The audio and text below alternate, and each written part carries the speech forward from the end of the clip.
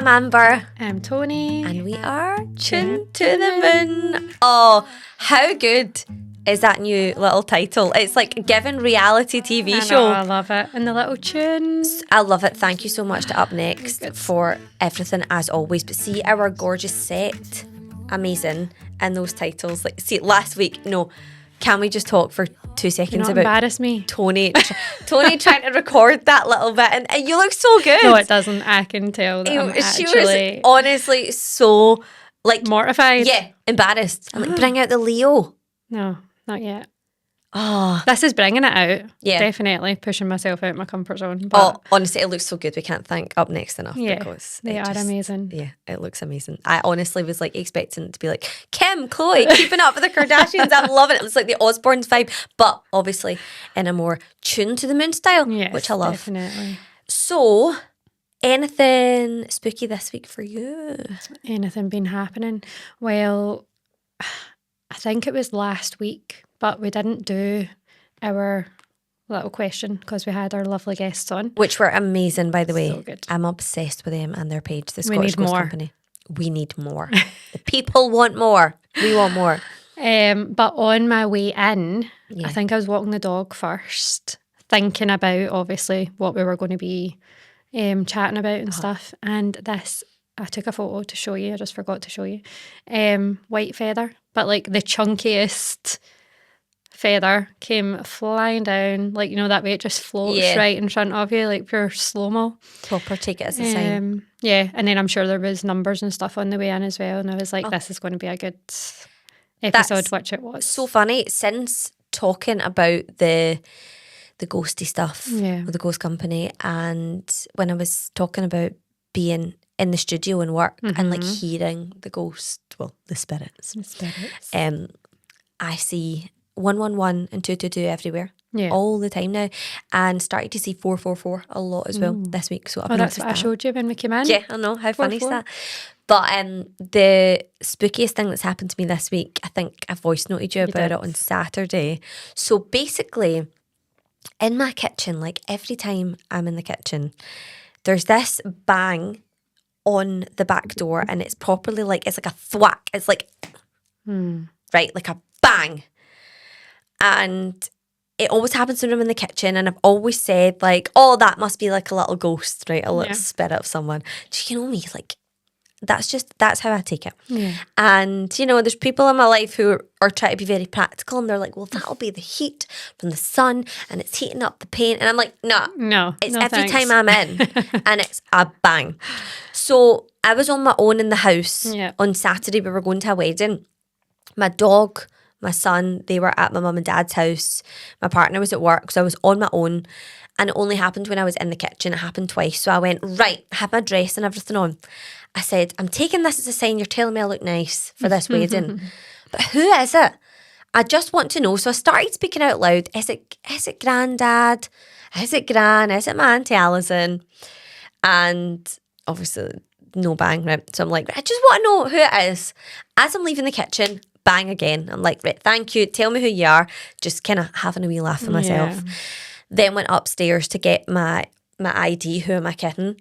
Take it everywhere I go, just in case I don't get served at this wedding. Get my ID and my card, put it in my bag, and then I use this purse all the time, and I swear I've never seen this. Flew out my purse. This little sticker that you would put on a Christmas card. It had a wee puppy on it with a Christmas hat, and it said, to Amber and Callum from Grandpa Al. I know, he always wrote Grandpa Al. Tearing up. I know, and my grandpa passed away like a year past at Christmas. Yeah. And I was just like, oh my God, it's you. Yeah. So I put it in my bag. I was like, thanks. Took him with you. Yes, thanks for telling me. And there's been loads come to the with coming up the past few weeks though, with him and your gran from the house sale, hasn't there? Oh my God, that's right. The tape. Yeah. We need to just quickly mention this as well, because it's not so much spooky, but it's so nice.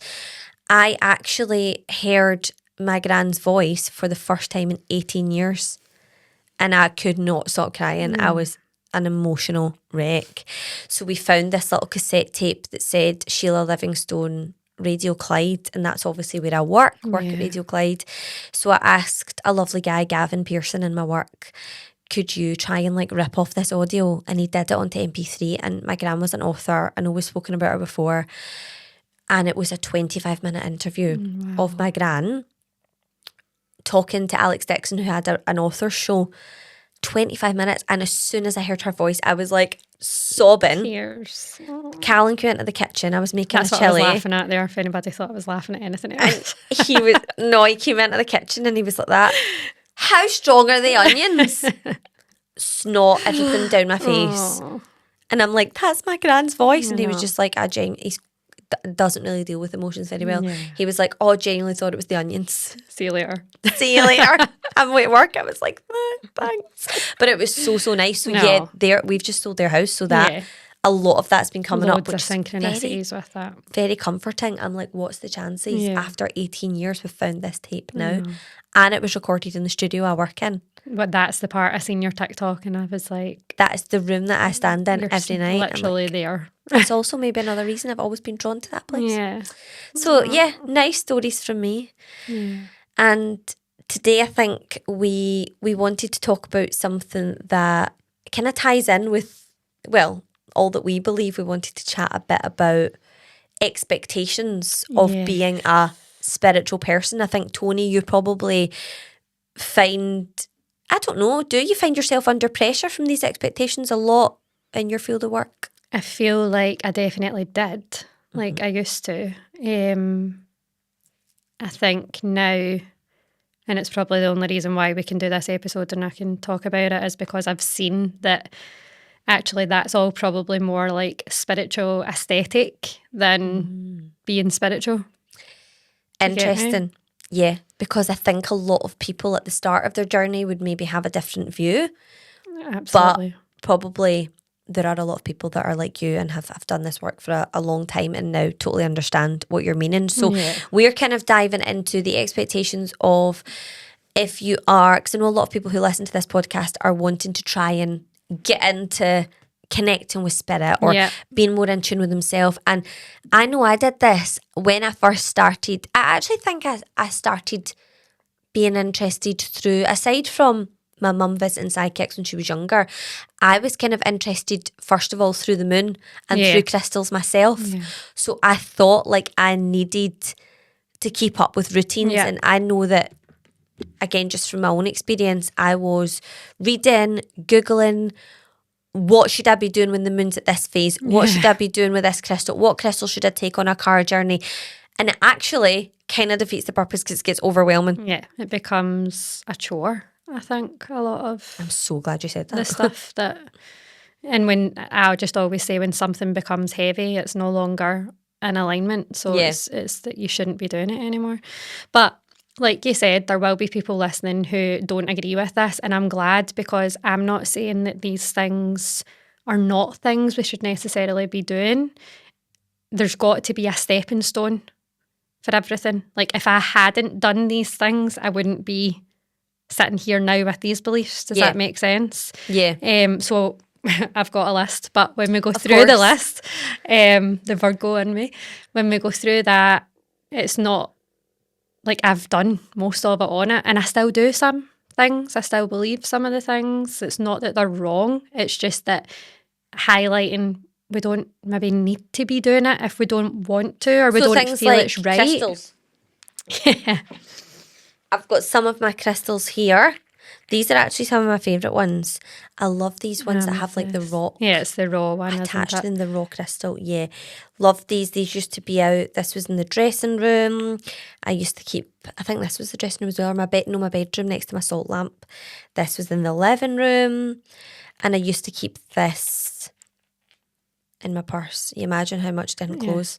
Folk were like that, abundance. You're so rich. Look at this, purse won't shut. And I'm like, that's a big gold stone. Some pyrite to attract. Meant to make me rich. Yeah, I couldn't have even told you what that was. No. So you said you used to have them in these places. Why are they not out anymore? Oh my God, because I've got to organise my child's life. I've got other things. And genuinely, I think like for me, and it's not a bad thing, it was a hobby, it was an interest. Yeah. I took so much interest, like over lockdown, I literally would write down crystal benefits and stuff. Like I was obsessed with crystals. And I still like them. I still find maybe a little bit of comfort, but not really as much. So, for example, like every full moon, I would put these out in my little Taurus plate. It's now Taurus season. Woohoo! Which I love, obviously. Put it in my little Taurus plate that I made, and I would charge them in the full moon. Yeah. And then, basically, it was kind of a slow burner. What started happening, it was round about the time of my pregnancy, is I was more focused on like having a baby. Yeah. That I realised I wasn't charging these crystals and stuff, but I still had the same beliefs. Yes. And the same kind of feelings towards things, and that I'm not saying it doesn't benefit everyone, but there wasn't really a benefit to anymore using these anymore. Yeah. And that's it. It's a tool, isn't it? Yeah. I've still got them. Like, I've still got some lying around the house because like that, they look nice. They are aesthetically pleasing. Black one for protection in my hall. Yeah. I can't remember. I don't know if you noticed that when you came in the other week. It's sitting on the table, and I can't remember what the stone is now. No. Yes, it might be. It might be the black one. And I don't ever let anyone move it. I keep it there to protect the energy. Because you believe that. Yeah. And I think especially at the start of a spiritual journey, crystals are. I used to even, when I done the kids yoga and meditation classes, like at the end of the 4-week block, they would all get a crystal. And again, is it, what's that word I'm looking for? Placebo. Like, I would say to them, right, this amethyst, if you put it under your pillow, it's going to help you sleep better at night, or it's going to take your nightmares away. And sleep better, not this amethyst. No, not that one. They had nice little ones, not raw pieces. But like, they would then come in the next week, like, I've not had any nightmares this week. And like, is it working? Is it placebo? We don't know, but what does that actually matter? Yeah. It's benefiting them, like you've just said. But you don't have to go and buy like 1 million crystals and spend a ridiculous amount of money. Like, that's the reason I'm not getting rid of mine, if I'm being honest, because the amount of money that is lying around. I won't lie though, see if I was to go like to a crystal shop, or like there's one at the Barras, or like that, the little stalls at the Witchy Bazaar. Yeah. I would probably buy a new crystal because I still feel drawn to them. Yeah.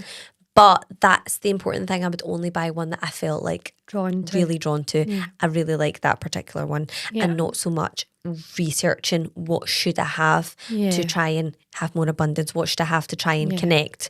Yeah. So you don't need them, but there's expectations. Nothing's a need, but it can be a want. You can want to have them and enjoy carrying them in your bra every day. Remember, we used to carry them in our bra, but that's the thing, it's the expectation of spiritual people. That bracelets, like I was... You always have crystal bracelets? All at my arms. always have my amber on. And that's for different reasons, so... You're not doing that because, I'm into all this, so I should have a crystal on my finger. It kind of started that way. But it's not anymore. Yeah. I don't know. I do remember though when I got this and really like extensively Googling like the benefits of wearing amber. Yeah. Mm-hmm. I was just obsessed with crystals. Yeah. But we don't need to be. No, we don't need to be. So there's loads of things like that. Obviously, the kind of funnier, stereotypical ones are like, we'll be out hugging trees and talking to the land. And what about grounding?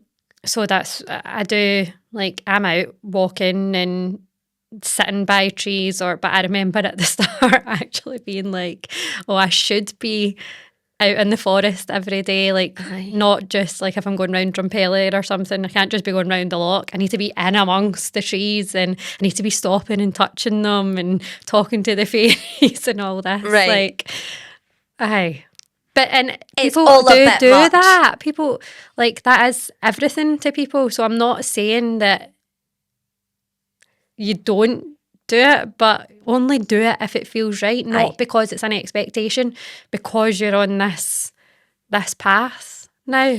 That's the thing, it's where the path's taking you and leading you, just go with it instead of thinking, right, I'm now on a spiritual path, I'm going to go and hug trees, I'm going to go and... Because grounding I do like, but it's so important. I don't always feel like I have the time to do it at the moment. With like, if I do remember, I will go out with no shoes on. Yeah. But it's rare, and also my grass is now artificial, so artificial grounding. Not the same. Nah, and it stinks of dog pee. Honestly, see, trying to get the smell of that artificial grass. Can imagine. I've bought, what is it on TikTok shop? It's called like Bugalugs. Oh. Yeah, it literally just came yesterday. I'm going to try it, like drench the grass with it. Oh, it's so bad. So honestly, in my opinion, the worst thing we did was get the artificial grass. And you think it would be so much easier? No, hate it. And it's roasting in the summer. Yeah. So grounding's not possible in your garden. No. No, I do think that is really important. But again, there's other ways you can do that you can ground yourself. Yeah.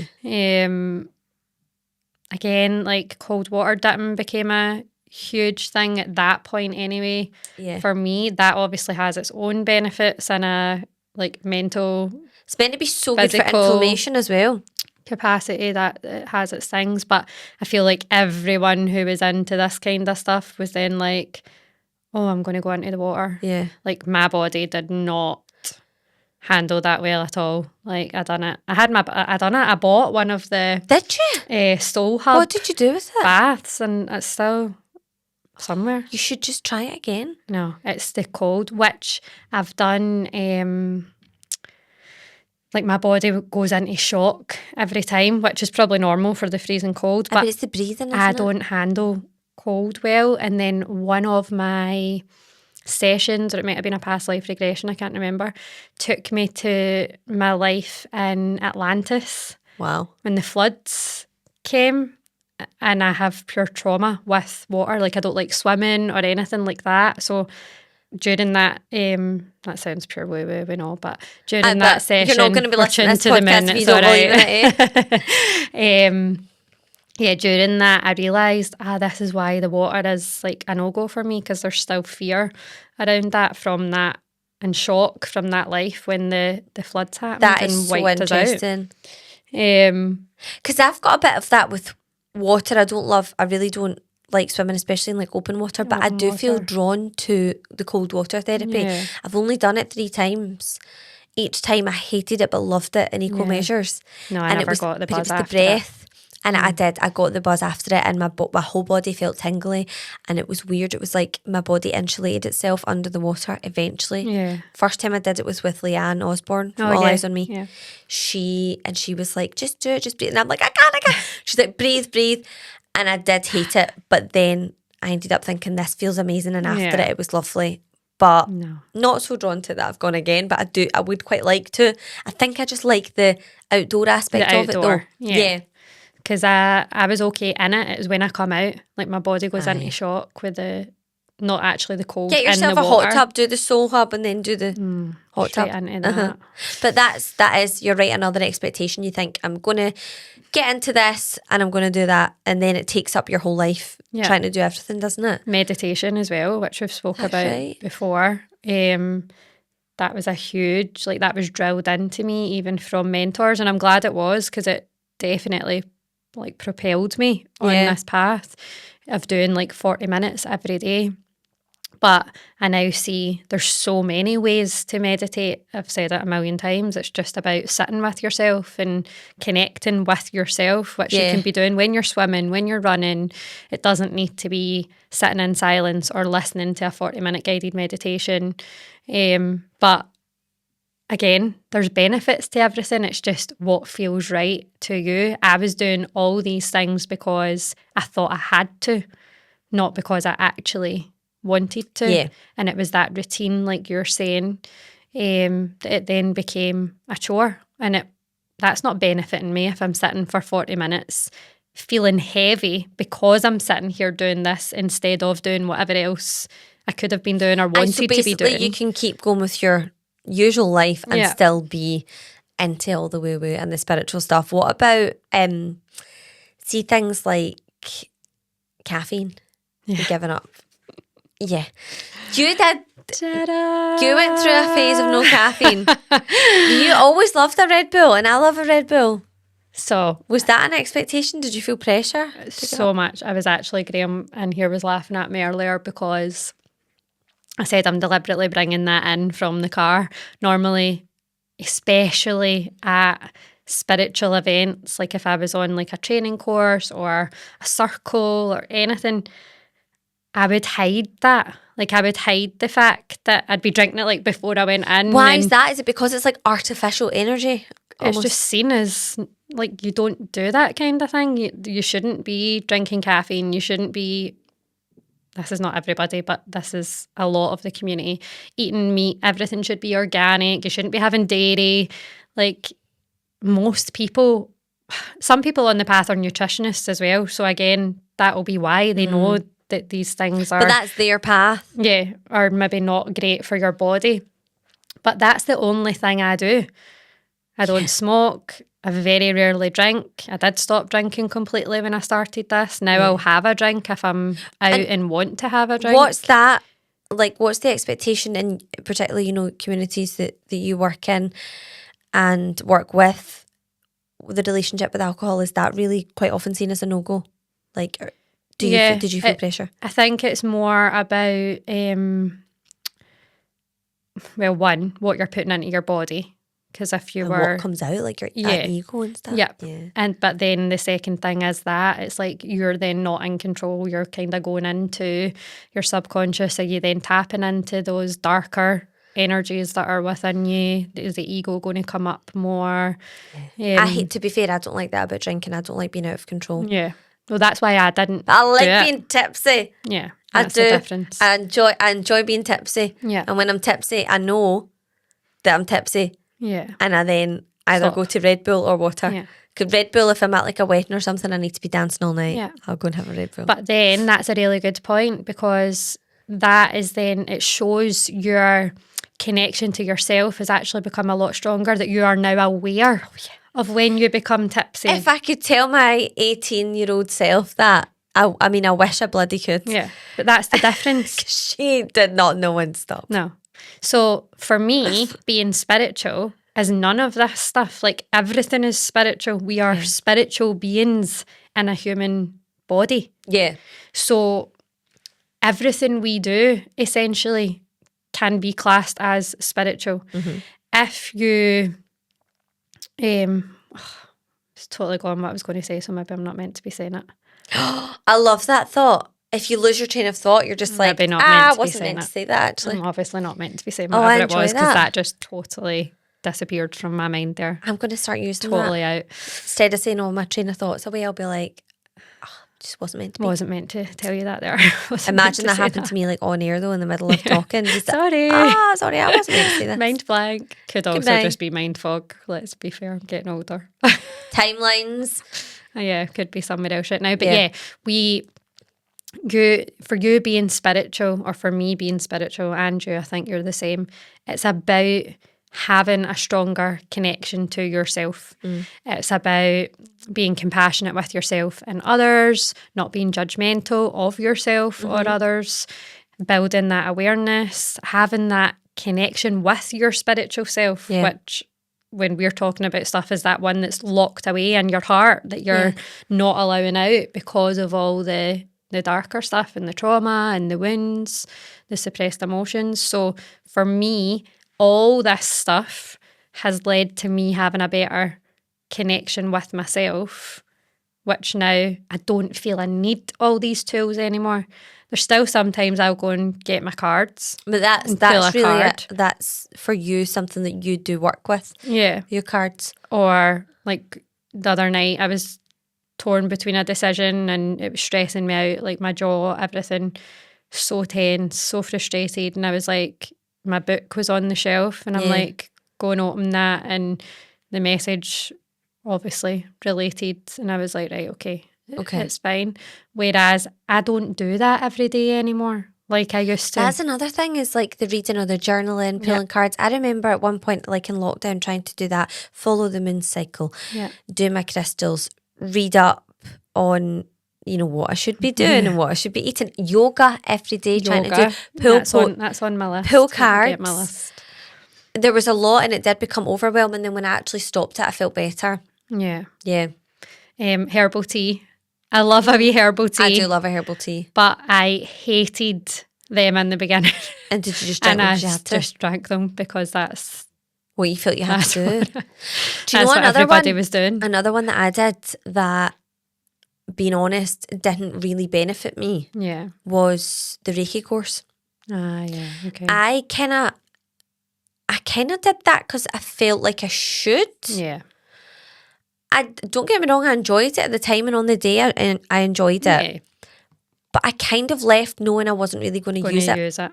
Whereas my mum left and loved it and still uses it. That's what I was going to say. I don't even think that it was for you. I think that was for you to get your mum there because it was going to be so beneficial to your mum. Yeah, and she did. She loved it and she still does. There. But then I even remember going for Reiki sessions after it and lying there kind of like, I should be feeling something and I'm not really. I'm just kind of thinking of other things and And that's okay again. Yeah. But I think I didn't really admit that at the time. I was like, oh, this is great. And now, you know, I'm connected. I'm in tune with Reiki. And for so many people, it is amazing and life-changing. Yeah. People talk about Reiki, you know, like it has altered them as a being, which is amazing. And for me, I just didn't have that. Yeah. But there'll be something else that has done that or will do that for you. It's just, again, because we're all so different. To be fair, Desperate Housewives, that did that for me. I couldn't get over that when that finished. That altered me as a being. I did. That and Gossip Girl. Yeah, sure. Reality telly. Personality things is a big one as well. So the expectation probably from people that aren't in this world that we should always be calm and high vibe. Oh, I've been told that before. Yeah. You're supposed to be dead spiritual and look at you getting annoyed. What you getting angry for. Like, so not feeling, that's what I've wrote, never getting angry or upset. I remember, in fact, it probably wasn't even that long ago, but I think it was Ryan saying to me, oh, your meditation's doing you well, isn't it? Because I was obviously raging and shouting about something. But the thing is, that's emotion's a totally different thing. Mm-hmm. Emotion and feeling. Yeah.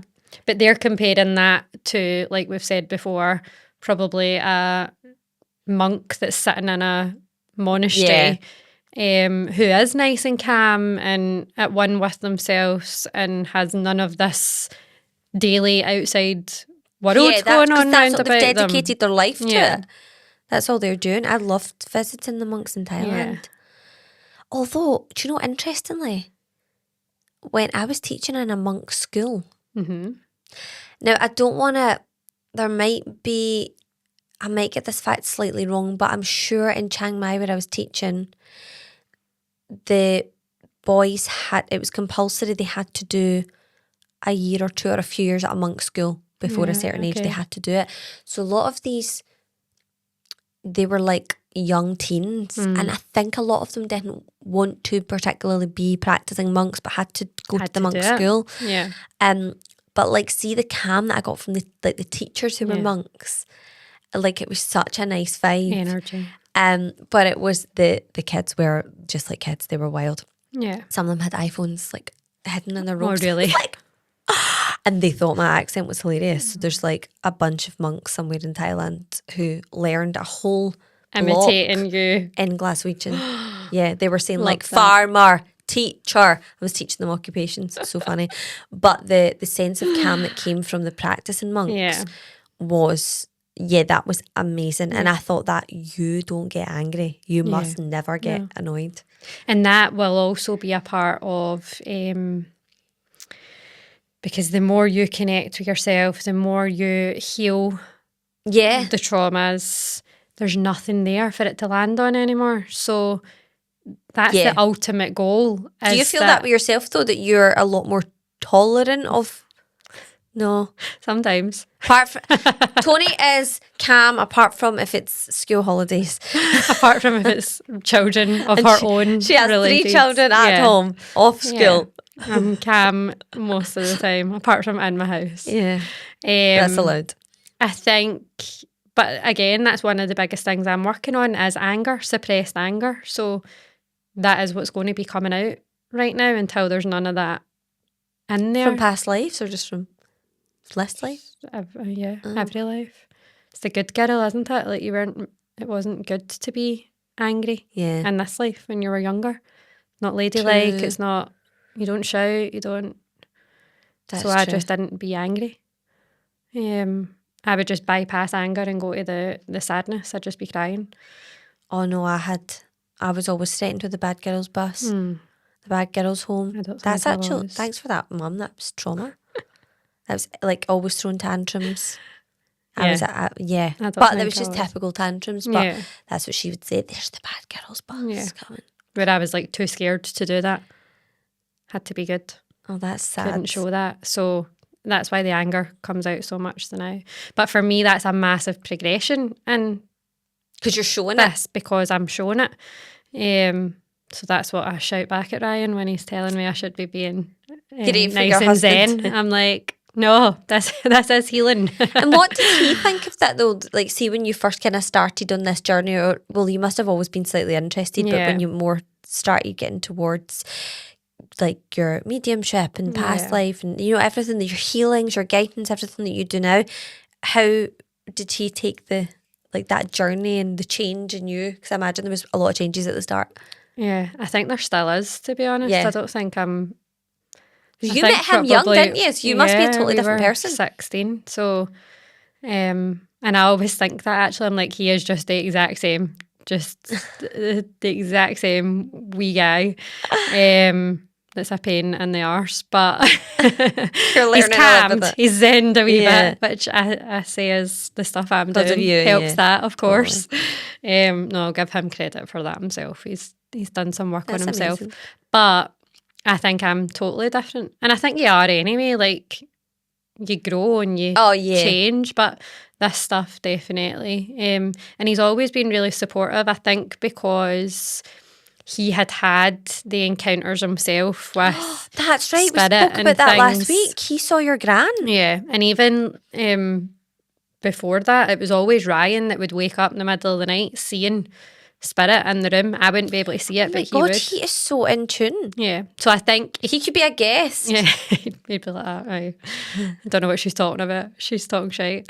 Like he knows it's there, but... Do you think that's you that's brought that out in him, like those gifts? Jim Clark I think he told Ryan that when he went for a reading, that it was... Because it was only when he was with me that it would happen. You're the portal, basically. Yeah. Wow. But I just can't see them. So yeah, that's weird. But he's never questioned any of it. Like, he lets me do what I want to do. He obviously did see changes in the beginning that were positive. Now I'm just a raging psycho sometimes. But in the beginning, it was that nice, calm.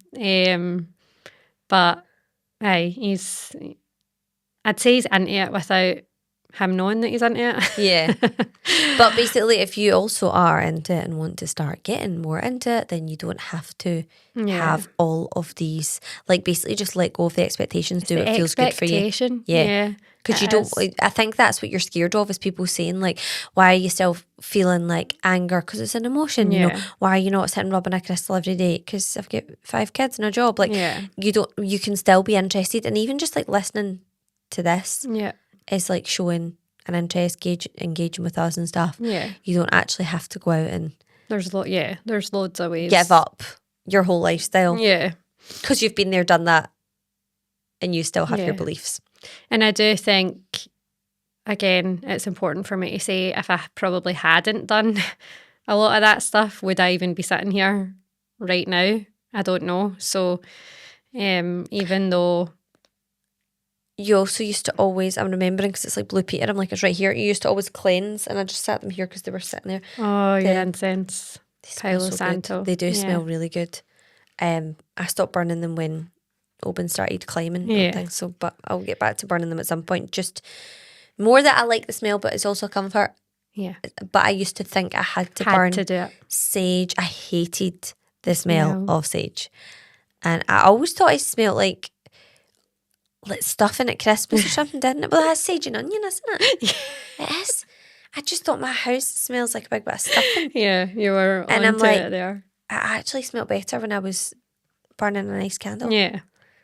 But I didn't want to admit that. Yeah. Because I was supposed to be cleansing. Yeah, but that's it. It's the intention behind it. So you could have been lighting a candle and the intention is that this is going to cleanse the space.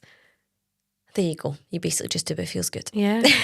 I still put them on sometimes in work. Like, again, because I know... That actually reminds me of... Coming in. Yeah, of like your space, like that Palo Santo. The reason I do it is because I know that clients feel like they need that. That is a comfort though when you go into a spiritual space and you see it's not because I believe anymore that it's actually doing much. Because my intention is that my team are there to keep me safe and the light will keep me safe and I'm protected through that. So it's not for their reasons, but I know that people will want it. You're on such a high frequency. Do you think card or angel? What are you pulled to today? I don't know why I put the angel number thing in my bag. Let's do it. Angel number. I'm feeling 4s and 1s and 2s. Don't say that and then none of them will come. That's fine. It's not me pulling it. Expectation. It's expectation that I'm going to be psychic. Right. Okay. 767. Oh, wow. This is a time for you to trust and thrive. Your gifts are being expressed and the angels around you are impressed by your capacity to shine brightly. Know that some of the best lessons come from being the teacher. It's time to share your knowledge with the world. Wow. Oh. That's for you. That's yeah. But that is an interesting one, isn't it? Because when you said 767, I'm thinking, that's not cool anymore. But is it not? All the kids do it. Yeah. So that's basically you embracing your gifts and sharing that with people. So a lot of people that I think listen to this will still be in that kind of hiding stage where they know what they've got to give, but they're not ready to step out into the light and maybe let people around them know that they're doing this stuff or they enjoy this stuff. So that message is for anyone who is considering stepping into that kind of limelight and sharing a bit of their wisdom with the world. It's time to do it. I love that. And everybody has something different that they can share. Yeah, definitely.